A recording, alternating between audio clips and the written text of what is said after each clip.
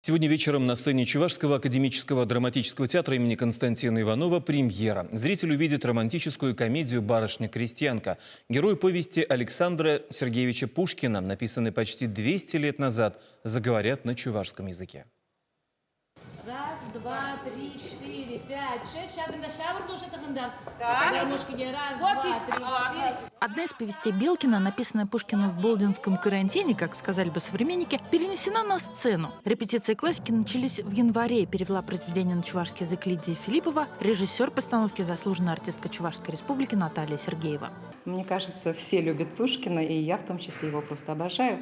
А почему вот это произведение? Ну, оно игровое, оно романтичное, оно комедийное.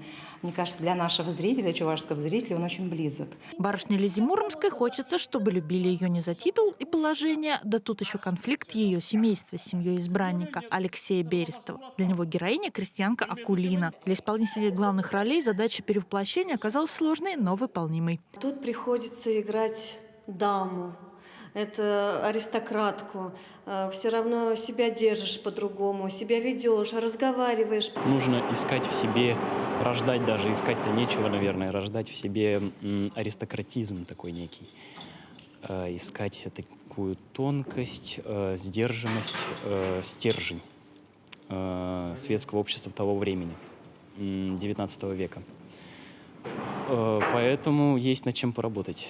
Кстати, попасть на спектакли по произведению Пушкина можно по пушкинской карте. И уже вечером еще одна строчка классика оживет. И взвившись, занавес шумит.